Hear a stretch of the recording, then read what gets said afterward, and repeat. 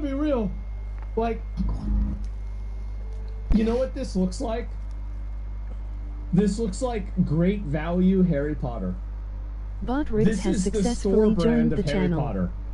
This is like, this is what they would do if they weren't able to get guys like, you know, like, and I know that, like, for example, the guy that plays Snape is like a really accomplished actor, but like overall, if you go back and you look at the actual cast for Harry Potter, the cast was ridiculous. Like, it was an absolute, like, if I go through this, let me go back and just show this, okay? Yo, what's up? Cast for Harry Potter. Sorry, I was just checking this Harry Potter thing out, man. Yes, okay. Yo, what's up? For... Mr. J, yo, what's up, man?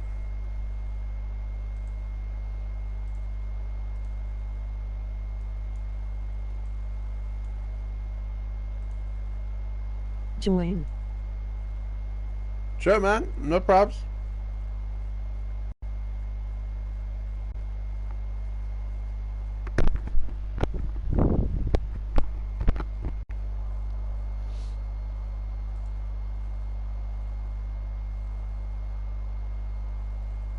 No.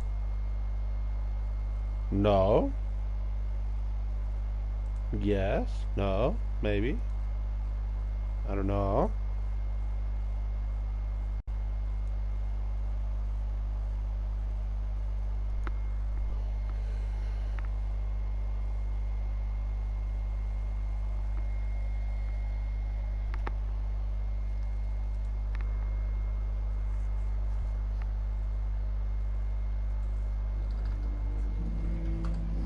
So, full cast and crew. Okay, I don't know if this is just the first movie or not, but like you had all of these people, like Maggie Smith was well known, right? You had, let's see here, what are all the other examples? There's the guy that played Snape, who was Alan Rickman, was like insanely well known.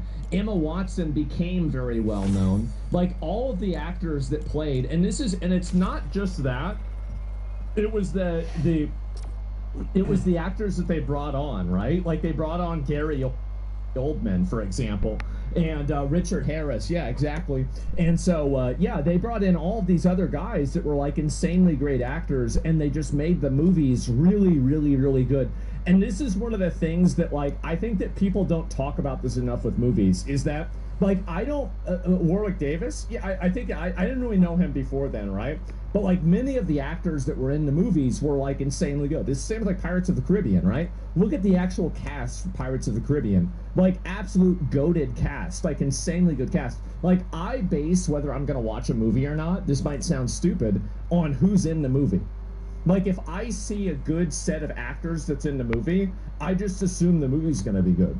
Like, I don't care what the movie's about. I don't give a shit about it. Because, like, I just assume that those guys will be able to deliver a cinematic experience that is enriching and entertaining and fulfilling, right? Like, if I see a movie, like, I don't know, like, I could go through a lot of The Expendables. Yeah, The Expendables, right?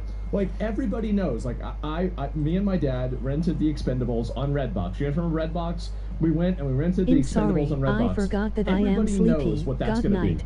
You know it, I know it, everybody knows it. That's why we rented it. Good night, man. And we got exactly what we asked for. Sleep well, bro. That's it. And so many, many examples of this, right? All Tarantino movies? Yes, exactly. Like if you have a Quentin Tarantino movie, and it's like, do I really care about Django Unchained, like the plot of Django Unchained? Like, I don't really give a shit about that. Just like, okay, it seems like it could just be some bullshit. But then whenever I see that it's starring Jamie Foxx, wait, what? And then it's got, oh my God, Leonardo DiCaprio. And then, hold up, wait a minute. Christoph Waltz is the guy with Jamie... And then Samuel Jackson, wait, what? Hold up, wait a minute. You know, then I think to myself, okay, never mind, I'm going to go and see this. And so, exactly, best cast. So that's the way I look at it. So let's go through the frames here, all right? So you've got a lot of the main characters, and I think that there's also an example of the fact that, like, they already made Harry Potter, and Harry Potter was already really good. Like, people like Harry Potter. Like, this right here, I mean, this looks like the average subway, right? There's, like, some big fucking guy here. It's Hagrid, obviously. Now, does Hagrid look like Hagrid? No, because Hagrid that can only be already Zen. Like Hagrid. Like, So this Zen? is the problem. is that, like, Was if you look insane. at the images here, this is Hagrid. It is. This Oh, I guy just is reacted. Hagrid.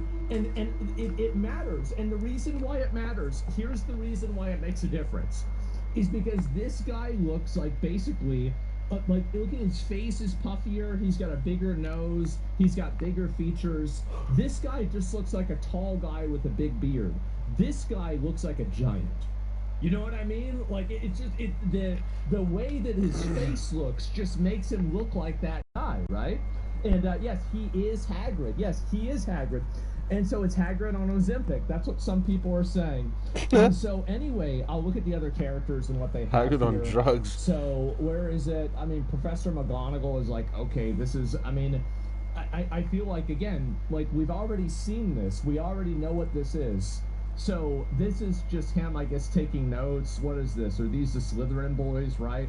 Like, these, look at him, bro. What's with the hair? Oh my God. And so, like, I don't understand, like, this is too much, man. This is too much, bro. Like, yeah, and that's Malfoy with the broccoli hair, is that right? I mean, I kind of assumed it was, but I didn't know. And let's see, are there any more frames? Okay, so I guess this is Quidditch, right? And I just, and then there's Severus Snape, right? Which, like, very clearly, what I think is funny is that Severus Snape being black, I think will not even be in the top 10 problems with this movie.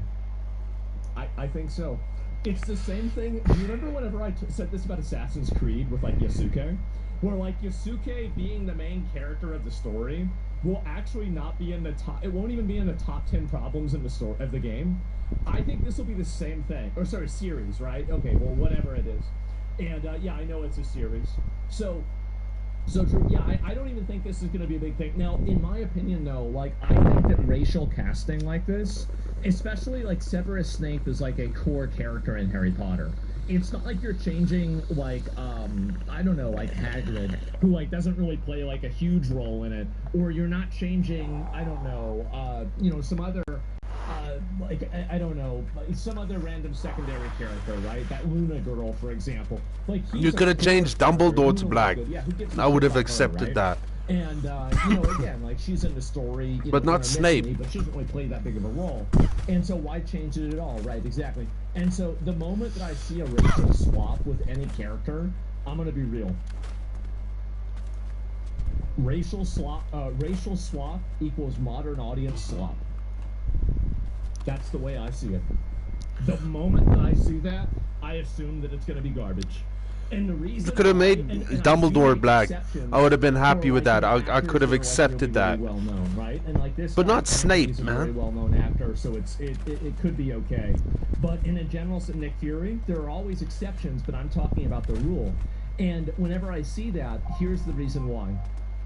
Is that, and also Nick Fury is portrayed multiple times in the comics in different ways, and I think that in some of those times he is actually black. So no exceptions for this. I don't think that there are. I think that there are exceptions. But anyway, if you see this and there's any of this that happens, then yeah, I do feel like people just kind of, you know, like they kind of write it off as it's going to be more DEI, modern audience slop, and I can't blame them. I really can't. I think this is the way a lot of people would see things, and it's the way that I see it too. Imagine if they swapped Harry Potter. Yeah, exactly, right? And yeah, like Lawrence Fishburne, exactly. This is gonna be fun when they show him hanging from the trees in the books. Keck W and double white guys. Yeah, and like so because Professor Snape is very clearly he's defined in the books, right? They say what Professor Snape looks like. So then when you're changing that, now you're deviating from the source material. Why are you deviating from the source material? There's no reason. This Dumbledore, by the way, this is not as cool as the other Dumbledore, right? It's not. The Dumbledore looks okay. I don't mind Dumbledore there. It's not. This Dumbledore is way cooler. He is. Like, this is just infinitely fucking cool. Michael Felton and, look at was a legend. This. I mean, in my opinion, it's not even remotely close. Yeah, I mean, like this guy. I mean, you've seen one shot of the new Dumbledore. It looks like this guy's wearing a costume. It looks like this guy they just turned the camera on and started recording him, right? And wrong hat, maybe, I don't know. Original was better in 1 and 2. Well, yeah, the original Dumbledore was good too. You're right. There was that guy. Mm. No, the second Dumbledore was the best Dumbledore. I mean, that's a cosplayer. Wait, which one? Who's a cosplayer? I don't know about that. Thinking cosplayer. But there's Fantastic Beasts, Dumbledores, right? About this being there. I'm just clicking through them. But anyway, so yeah. And looks like a rabbi. Yeah, he does. He looks like a rabbi. He looks like a rabbi without the things on the side. So overall, I just like Yeah, you don't enjoy it. I don't enjoy it. Nobody's gonna enjoy it.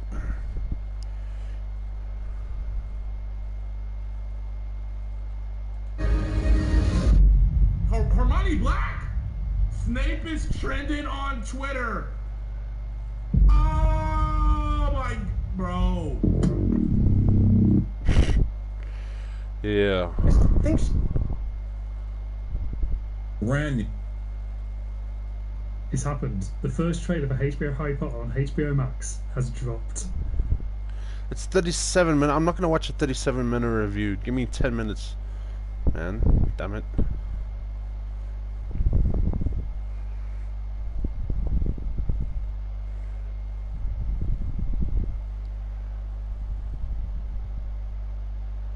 The show is sponsored by BetterHelp. BetterHelp makes it easy to get matched online with a qualified therapist. Sign up, get 10% off at betterhelp.com/super. That's better. Okay, there's a trailer breakdown. By BetterHelp. BetterHelp makes it easy to get matched online with a qualified therapist. Sign up, get 10% off at betterhelp.com/super. That's betterhelp.com/super. Hey, brother! Oh my goodness, you guys. Christmas has come early, and I mean that in more ways than one. HBO has just dropped the first teaser trailer of the new Harry Potter series for Harry Potter and the Philosopher's Stone, and I can't even tell you how many times I got goosebumps and just like broke into tears. They've included so much more than I expected, and there is so much to cover, so let's just jump right in.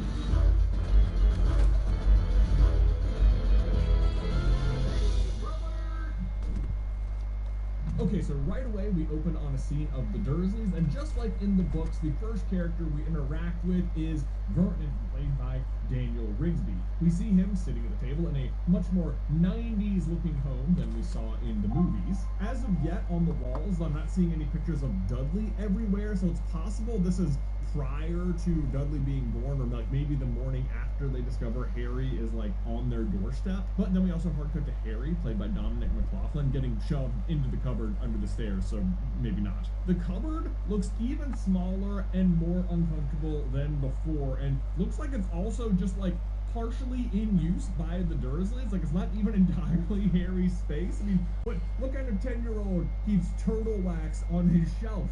You know? But Harry has made his mark under the stairs as well. You can see some of his drawings, including a penguin, of all things, and more importantly, though, a flying motorbike. What?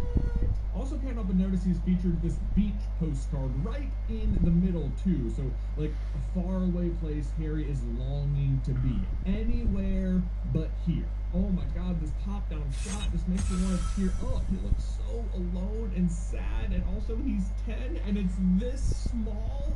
Oh. But then we get to a big new addition for the series versus the movies. We get to see Harry at Muggle school. Like, in the books, we get several memories of Harry's Muggle school days when he recalls the various times that, like, Dudley beat him up, or when he made crazy stuff happen that he couldn't explain. But hey, speaking of Dudley and his gang, next we cut to them holding Harry against the wall so Dudley can presumably land some punches. Hey, Big D. And not for nothing, but I am so expecting this scene to be mirrored later Big in the D. series with Malfoy, Crabbe, and Goyle. Like, new school, different bully, same scenario.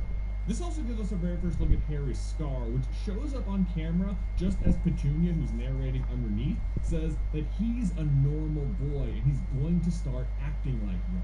Obviously, though, it's very not normal, and the scar is the ultimate marker of that, and the lone souvenir from when Voldemort attacked him as a baby and killed his parents. From there, we get our first look at Petunia, played by Belle Powley, who is busy chopping off all of Harry's hair, and I honestly cannot believe they put this scene in the show, because That alone gives me so much hope about the level of detail Yeah. they are including.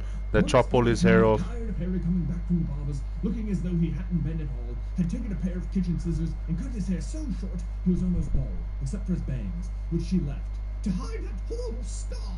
That scene is not in the first movie at all, and is a mere flashback in the book. But it is being put to great use here, where the trailer is really trying to hammer home the level of abuse and neglect Harry is experiencing at the Dursleys. Our first look at Aunt Petunia also shows her with book-accurate blonde hair as she chops away Harry's hair, and then straight up threatens him with the scissors while she tells him how unspecial he is. Also, don't worry about his hair. It grows back the next day. He doesn't have to go to school like that. Yeah.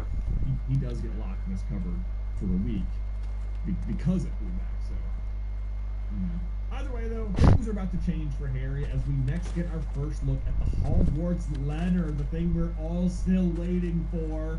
Please. It has the familiar green writing we are accustomed to, but it's not as centered as we saw it in the movies, but looking much more normal, but of course doesn't bear a stamp because it was delivered by Owl. And we can't see the back to know if it also has that, like, iconic black seal like they did in the movies, but obviously we're going to see, like, another 1,000 of these letters, so plenty of chances to check. However, they skip all the other letters arriving and the hut on the rock, and we cut straight to Harry on the underground with Hagrid, played by Nick Frost, where we can see his reflection in the window here while the train speeds by, and he's asking Hagrid about his parents. But bear in mind that framing there. Harry looking out a train, seeing nothing but his own reflection, half covered in shadows. This is his life in the Muggle world. And Harry seeing his reflection as lonely and dark is significant because, of course, later in the series, we will see him stare into the mirror of Erised, which shows you your heart's deepest desire, and Harry will see his family reflecting back at him. Which, in the movie, it's just his parents, but in the book, it's actually many generations of the Potters and Evans families, which is what I bet we're going to get to see in the show, but they don't show us the mirror of Erised in this trailer, so we'll just have to keep our fingers crossed on that. Either way, though, that longing is being established now as a big motif for the whole series. Speaking of big, though, next we get to see Hagrid, who's taking Harry to go buy school things and telling him about his parents, how clever and funny they were, which is not like word for word what he says in the books, but this is a gist. I'll let it pass. Also, just want to pause right there and say that I love even just this tiny performance where Nick Frost looks like he is barely holding back tears explaining this to Harry. Like, it's so sad. This is also kind of similar to Petunia cutting Harry's hair, but like in reverse. I think this allows room for not only the series to be incredibly true to form, but not afraid to add a little something else here and there. Also, there's this little small Easter egg here, is the map of the London Underground behind Hagrid, which in the first chapter of the entire series, Dumbledore reveals he has a scar of on his leg. I have one myself above my left knee. There's a perfect map of the London Underground. Well, get him here, Hagrid. We better get this over with. And then, oh my god, is that a close-up of Harry Potter's green eyes? Wow, wow, wow, wow, wow, wow, wow, wow, wow, wow. They did it. Oh my gosh, he has green eyes. Thank goodness. His mother's eyes. I don't know if you remember this in the books, but they tell Harry that he has these bright green eyes that are his mother's eyes, like every other sentence. So... good job. We also get a much better look at the scar, which, much like the movies, is like a bit off-center, located over his right eye. Some of the book covers and stuff will show it right dead center. I don't think it really matters, but just to point it out. Hagrid also says here, the next time I see you, will be in Hogwarts. And this is another departure from the movies, but a return to the books. Because in the movies, Hagrid picks him up from the Dursleys at the hut on the rock, takes him to get his stuff, then brings him to the train station, then checks his watch and is like, oh boy, your train leaves in 10 minutes, but I gotta go. See you at school, and then somehow beats him there, even though Harry gets on the train like 10 minutes later. Like, what? In the book, though, they buy Harry's stuff, and then Harry actually goes back to the Dursleys for a couple of weeks, which looks like what's going to happen again here. So, again, just being more book accurate.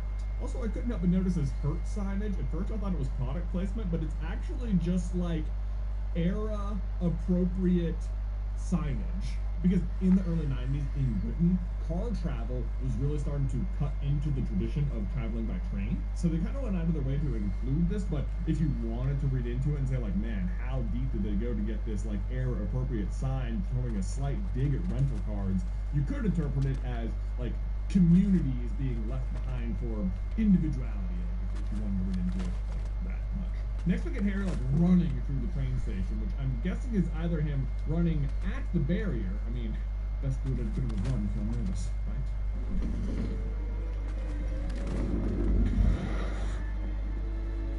But also, there's no Weasleys visible in this scene, and they notably help him get onto the platform. So maybe this is right after the Dursleys drop him off, and they're just like doing it really late. So Harry's like, "Oh my God, I'm gonna miss the train." Either way, we also get our first look at Hedwig, which yay! Hope nothing bad ever happens to you. No. But then guess what? Really? It's Harry looking out a train window again. No. No. He's on platform 9 3/4, so he's halfway between the Muggle and Wizarding world. And guess what he sees? Ron, our first look at Ron, being played by Alistair Stout, hugging Mrs. Weasley, being played by Catherine Parkinson. Ah, it's what he wants more than anything in the world. And look how carefully this scene is framed. It is very well done, because on the left-hand side, you have Harry alone on his side of the glass, where everything is dark, and he's staring out at a loving family where everything is bright and good.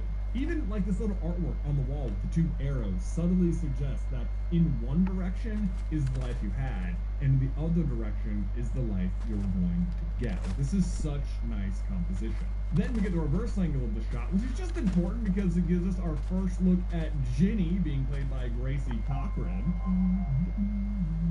Then we get a look at the Hogwarts Express, which looks just as amazing as it did in the movies, although it bears a different number, 5977 versus 5972. And I dare say it's a different locomotive. I was actually really curious on this one to see whether or not they would use a different locomotive, because it's not like they built a train for the movie, they just like used an existing one, but it definitely is a different one. And if there are any train nerds out there, the one they're using is specifically the White Wick Hall.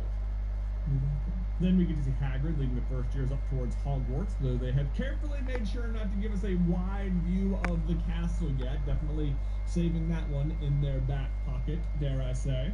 Which is also why I imagine they left out the boat ride, because that's sort of like the big reveal, but obviously that's going to be included. Like, they're not gonna skip the boat ride. Once we get inside, we get our first look at the entrance hall and Professor McGonagall, being played by Janet McTeer.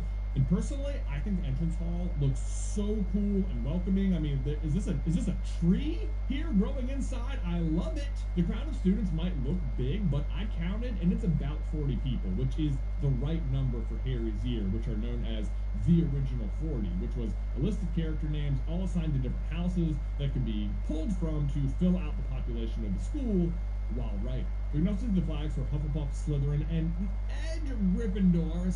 Probably Ravenclaw's back there, we just can't see it. But there's also the Welcome to Hogwarts First Year sign hung up front and center. It's a nice touch. Our new sorting hat looks black as opposed to brown, but otherwise pretty similar, I have to say. But what's important about the hat is that if they end up using this series as like a reboot to the entire Harry Potter canon, and it's like a foundation upon which to build other stories, like say a Founder series or a Marauder series, then this would actually be Godric Gryffindor's hat. So it's important how they designed this. Now we don't get to see the sorting, nor do we get to see the Great Hall at all, but next we do get a good look at Harry, Ron, and Hermione post-sorting, all in Gryffindor, which is also our first look at Hermione being played by Arabella Stanton. I like the way the school uniforms look. They are very similar to the movie uniforms, just with like darker gray sweaters. What will be curious is if they keep them in the robes, like all the way through the series, or if they just randomly in year 3 decide that no one even wears robes anymore, we just wear hoodies to school.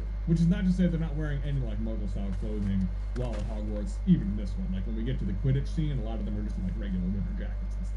Next, we get some narration from Ollivander, who's being played by Anton Lesser, and a look at Harry getting his wand, as Ollivander states that we can expect great things from Harry.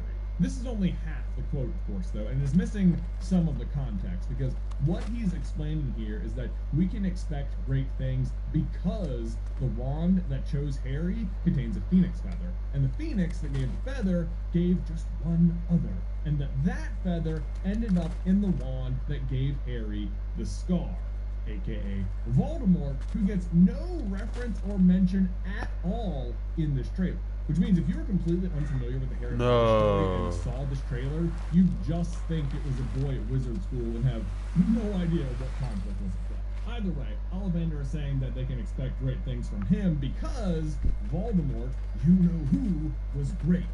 Terrible. Yes. Great. Also, immediately after this quote, He did terrible things. He wasn't sure he liked Mr. But he was great. And I'd just like to say, Terrible. this is depicted quite well here. Another important thing here is that we get to see the new Harry Potter wand, which I am so stoked for. I mean, when they made the movies the first time, they didn't really think out the styling of the wands until the later movies. So for the first few, all the characters are just like, you know, carrying wooden sticks around. But this time, it is clearly a priority from the start. And this, what we're seeing here, will be the new standard Harry Potter wand. It's pretty crazy. Which, in case you've forgotten, Harry's wand is made from Hollywood and, as mentioned, has a phoenix feather core. And the phoenix in question is Fox, who is the bird that belongs to them. And guys, right there, we have to take a quick pause to tell you about today's sponsor, Stat. Look, guys, some days you're just going about your life, and then a trailer drops of your favorite series in the entire world at 3:30 p.m., and you scramble the jets to write a 10-page script and work late to you're eating easy with Factor. Then we get a really cool shot of one of the classrooms and possibly a first look at Hogwarts Castle being shown on the board, maybe? I mean, it's just a drawing and it's hard to make out, but it is possible that this is the castle itself, which right now is as much as we have to go.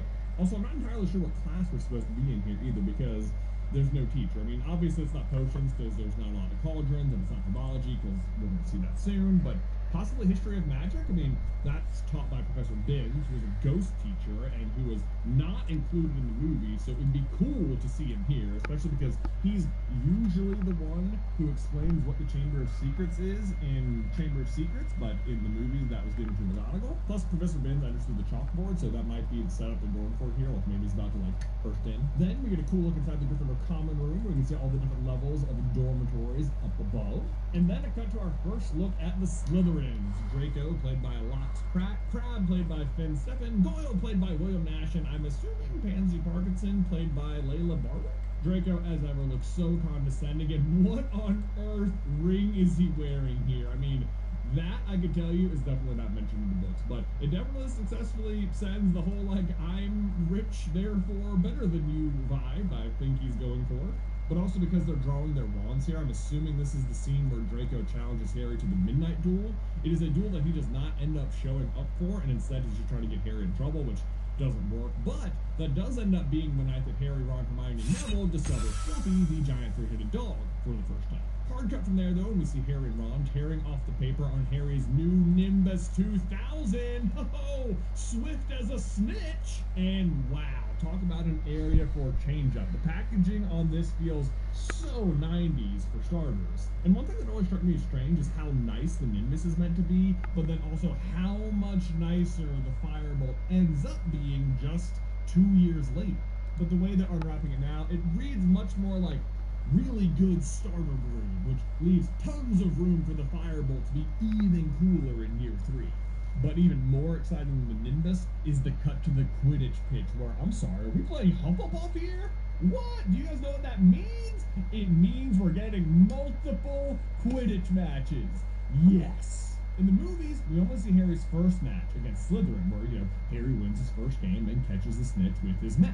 Looks like he's gonna be sick. Obviously, that's a pretty big deal because of the role that snitch ends up playing in Deathly Hallows, so we'll definitely still be getting that one. But the fact that we're getting a Hufflepuff match is huge and says a lot. Because the other big thing about this match is that after Quirrell's attack on Harry in the match against Slytherin, this will be the match that Snape is refereeing. And the fact that they're including the Snape match means they're also really taking into account first-time viewers of the story. Like, obviously, a huge number of people watching the show will know the entire story. But you have to make the show as if people haven't seen it. So clearly they're leaning hard into the Snape red herring here and giving you as many reasons as possible to suspect him of wanting to steal the stone. Also, we get this cut to Ron and Hermione in the stands, and even though they aren't there yet in the book, Draco, Crabbe, and Goyle show up behind Ron here and getting into a fist fight with him and Neville. And I super hope that happens in the show because it really adds to like Neville's arc in this particular book and how inspiring Harry is to him and fills in the gaps for Neville's like big move at the end of the book where he tries to stop them from sneaking out at night. Oh, not you. But I know we all want to hear Neville say, but also, can we just talk about the brooms for a second? Because they have gotten a huge makeover. I mean, for one, they have a more like flat design on the ends rather than the round shape we saw in the movies. And not for nothing, the way we're seeing them here in the show is way more similar to how we see them in the chapter art in the books. But there's still plenty of room for differentiation. Like, Harry's is sleek and aerodynamic, but like, look at the Hufflepuff broom. Like, what is going on here? Is that like a crisscross design? And also, I'm sorry, but how old is this guy? Is he like 30? Or is that just like what 14-year-old Cedric looked like, right? I mean, hope nothing bad ever happens to him. But also, actually, this guy's kind of funny. Really important thing here that I'm not skipping over. I know y'all thought I missed it. I hope every single one of you noticed this. There are no footrests on the brooms. Yeah! Oh, it is a glorious day. I feel like they listened to Through the Gryffindor. I feel like it. They listened. Also, super briefly, you can actually see Snape in the background here, about to take the pitch to referee. There he is. From there, we get a gorgeous shot of the Bridgerton tree. I mean, sorry, the greenhouses for herbology, where we notably see Parvati, Hermione, and Neville, played by Rory Wilmot, in all of his bowl-cut glory. Yes, rock it, Neville. Now, what's interesting here is we don't actually see a herbology lesson in the book for year one. Harry just says that it's taught by a dumpy witch named Professor Sprout, which, I don't know, I'd be okay if they didn't include that one. But a mention of Devil's Snare in this scene would be kind of incredible, because when they encounter it through the trapdoor, Hermione does say, what did Professor Sprout say? It likes the dark and the damp. So light a fire! Oh, you're a witch or not! Obviously, long before they go through the trapdoor, though, we have our next scene, which is Ron and Harry running full speed. And you might be wondering, when on earth is this? And you can almost blink and miss it here in the trailer, but I think this is when the trolls attack, because you can see just right here on the edge his foot as he chases them for a few frames. Now that likely means that the battle to save Hermione will happen outside the bathroom, or he'll chase them into the bathroom or something like that, but it's cool. It means we're keeping the canon intact, but like expanding the scene, which for me, no problem at all. But right from Fighting Control, next we have Harry and Ron having the best time on the train ride to Hogwarts. I mean, having the best time. Right for a flashback Harry will eventually have in Order of the Phoenix when Voldemort is occupying his mind. Like, this is the sort of thing we can cut back to, and it will like summon all the love and joy that expels Voldemort from him. And I also just love how exactly 11 years old they seem in this scene. Like, they are just having fun. They're not sitting in their seats in the proper way. They're throwing candy at each other. They're just kids being kids. I mean, it's just way more accurate to how kids behave than like the kind of more formal conversation you see like in the movies. Which doesn't mean the movies are bad. This is just like, this is how kids act. Also, you can spot Scabbers right here, utterly motionless for this little fragment. He just looks dead. Really super lazy though. Hopefully something bad does ever happen to him. But on the note of fun, we then hard cut to the snowball fight over the winter holiday. Harry's accompanied by Ron and what almost has to be Lavender Brown, I think, right?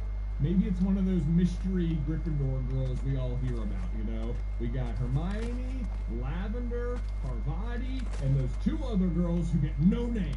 Probably Jill and Brittany. Total besties having an entire adventure on their own. Nothing to do with Harry, Ron, and Hermione. Godspeed, Jill and Brittany. But this is a great scene to include because in the books, this is when Fred and George bewitch Snowball to hit Quirrell on the back of his turban, which is just like a little Easter egg because you eventually learn that on the back of his turban is Voldemort.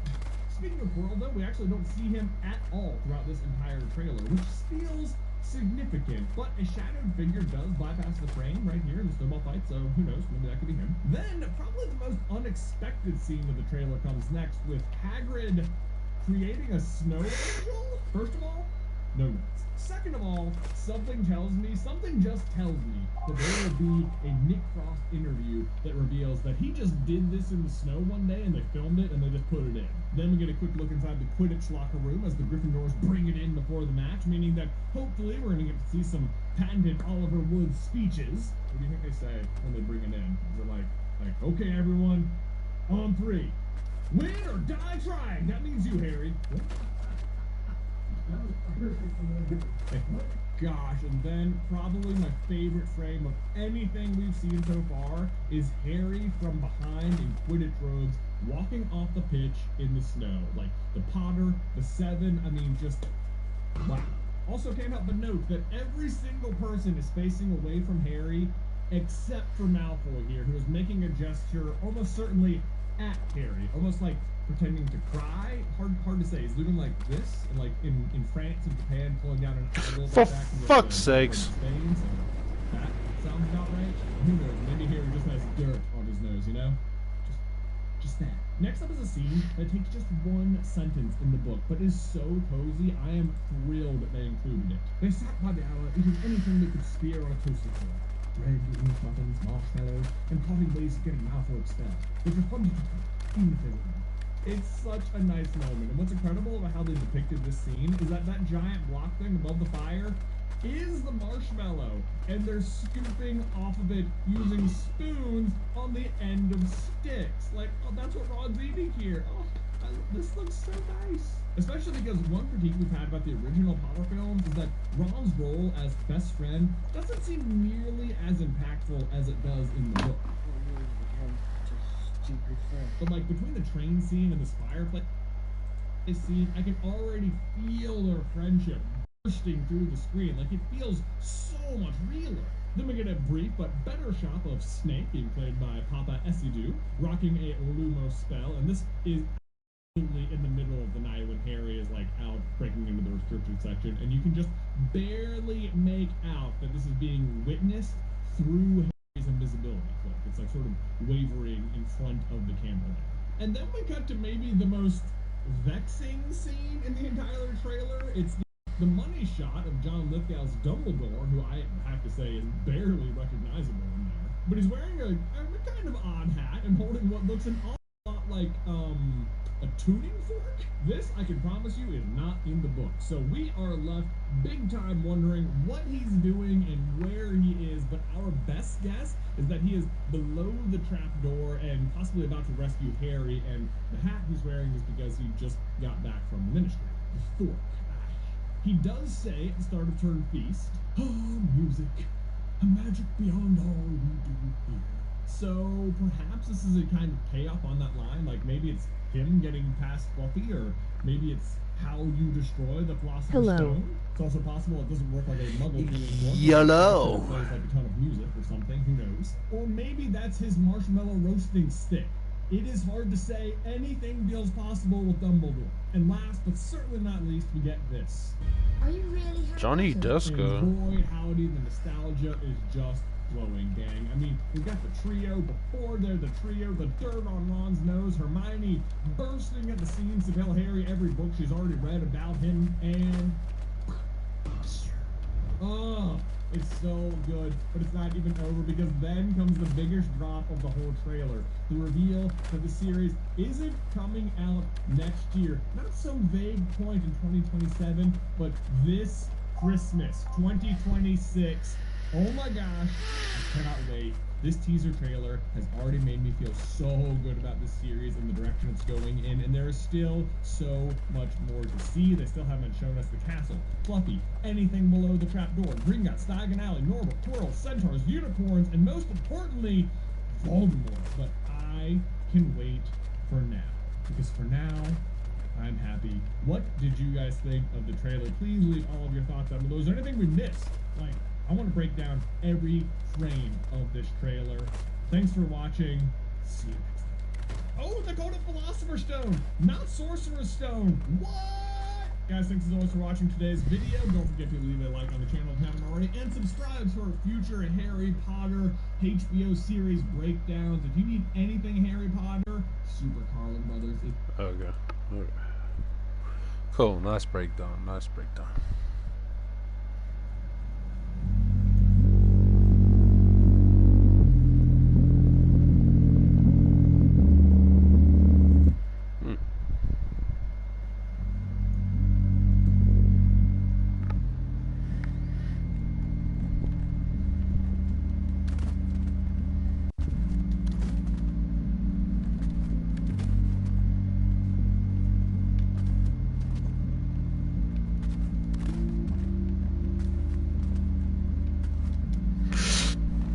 Okay, I'm gonna go play something else.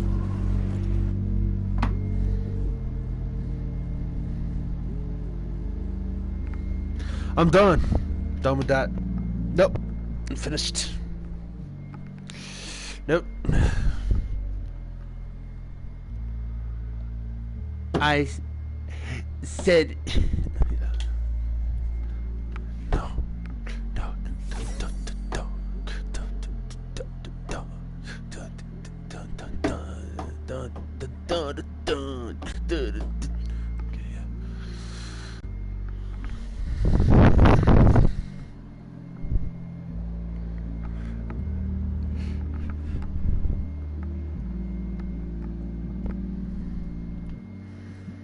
What are we playing?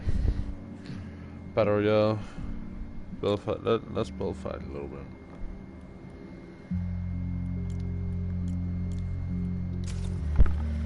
On this crazy ping.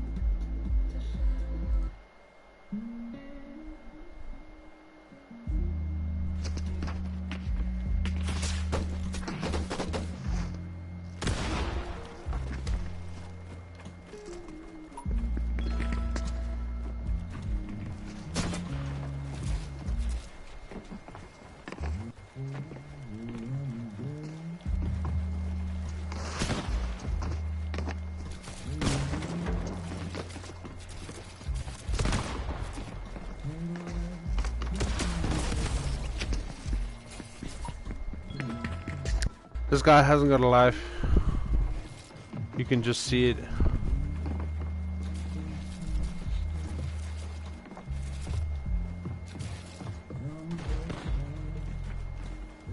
He's on such low frames, or I don't know what's up here, but yeah.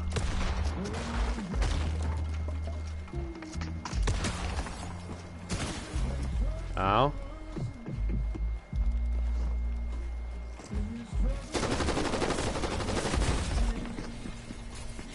Oh, guy.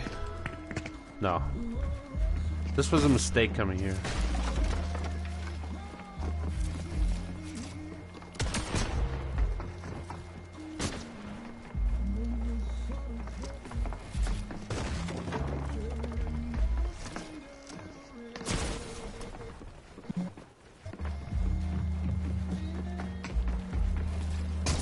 I'm so laggy, brother.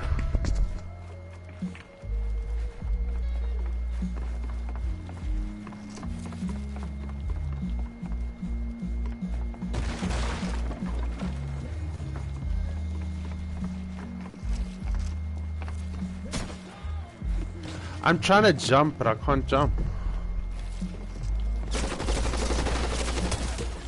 200.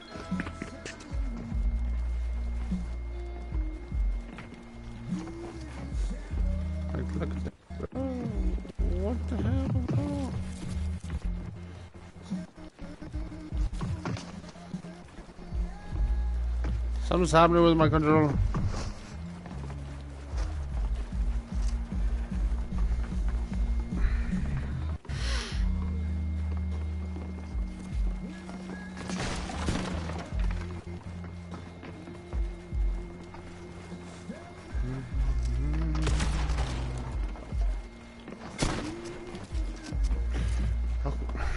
It feels like the mosquito's eating me, bro. Hey, bro. Can you see a man's AFK?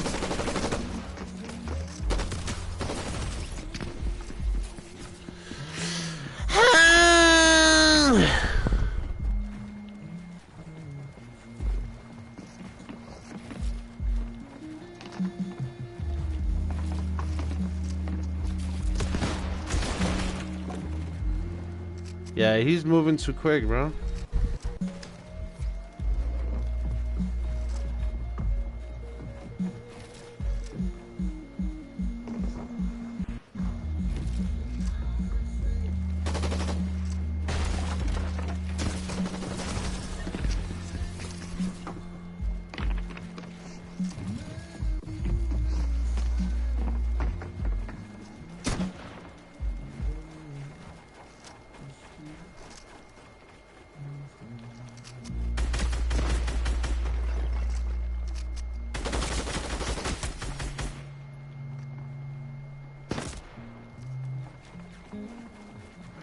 Bro, this game is so annoying.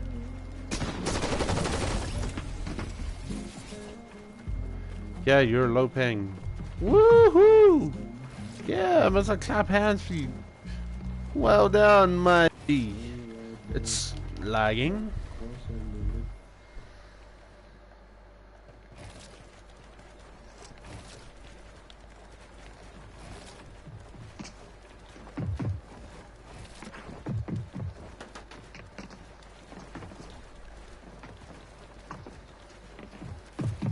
He's going.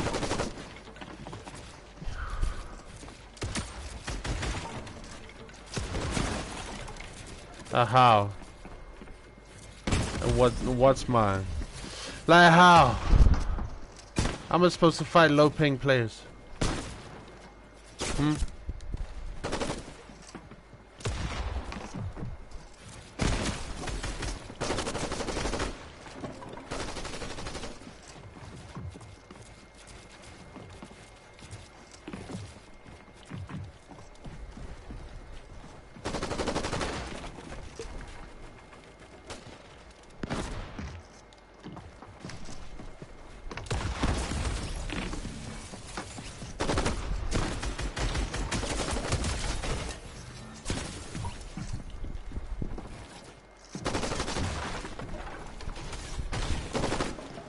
Whoa.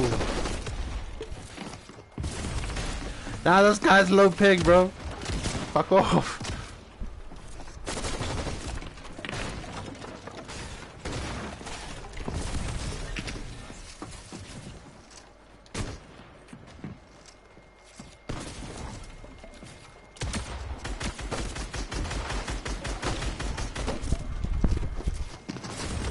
Bro, this guy's low pig.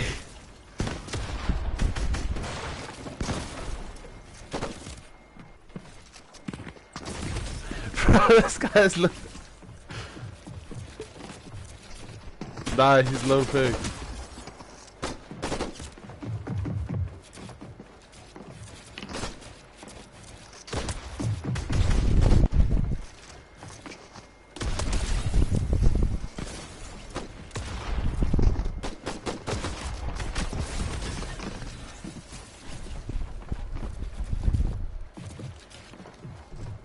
Brother.